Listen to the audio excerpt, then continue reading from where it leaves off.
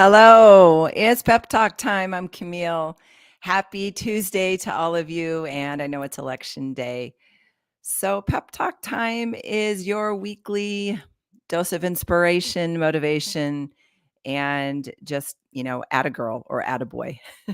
So, today I want to share with you a story, and you will see how this goes along with election day a little bit. So yesterday I was running some errands. Actually, I was driving around and getting some food, and I got a call from my son's job coach. So I have an adult son who has special needs that lives with us, and he has a job coach to help him at his job. So the job coach calls me and just launches into this story about how we got a call from the manager and there was a complaint and they called the police. And I mean, that's all I heard was police. And immediately my body went into that state of like fight and flight. I just went into panic mode. No one wants to hear the police and your child's name in the same sentence.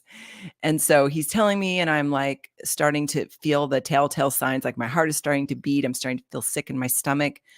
And, my hands are getting sweaty. And, I'm like, well, what do I do? What do I need to do? And he said, well, I'm not even there yet. I just got a call. So I'm on my way. And I said, well, once you get there and you know what's going on, call me back. And if I need to come there, I'll come there. And so I hang up the phone and I'm like trying to calm down, right? The first thing you do is just take some breaths, get control, look at the situation. I was praying and I was like, Lord, what do I do? What's my part? Is there something I need to do? Help me to calm down. So I'm just having this dialogue of a call in my mind. And the thought comes into my head, this is a misunderstanding. And I thought, oh, that could be, just sometimes you have a thought and you're like, is that my thought? Is that God answering me? Is that the Spirit? I'm not really sure what it is. But I could feel myself kind of coming back into middle ground, starting to feel a little bit more calm and being willing to entertain that thought. So this is just a little aside here. But what happens when you go into fight or flight is your logical brain turns off. It like turns off, and then your animal brain turns on, and you're just like, it's just survival.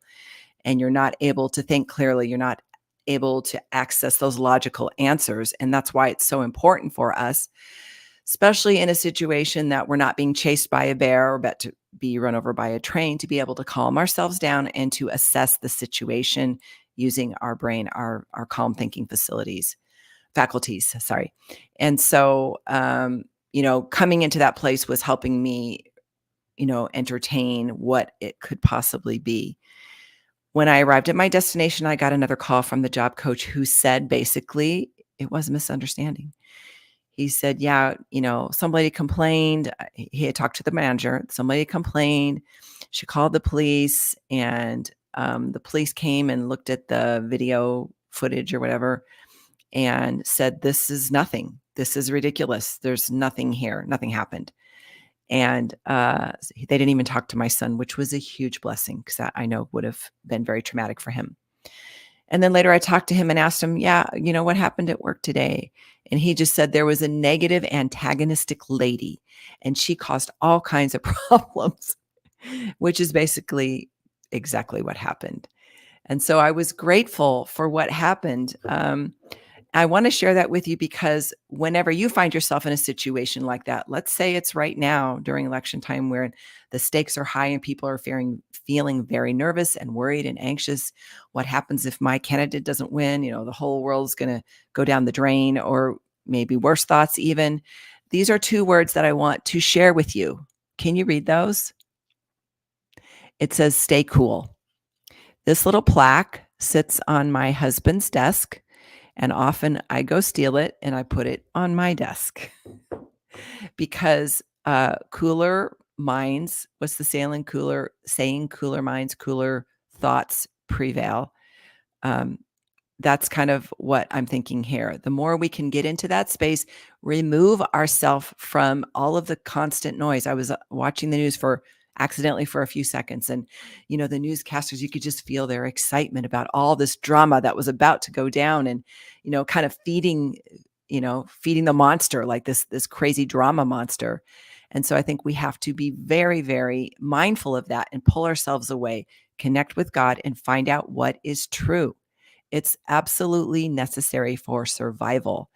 And so that is my little pep talk for you, is to take the time you need today, right now, whenever you need to pull back, take some deep breaths, assess the situation, ask God to enter in and give you his thoughts, his take on what's going on.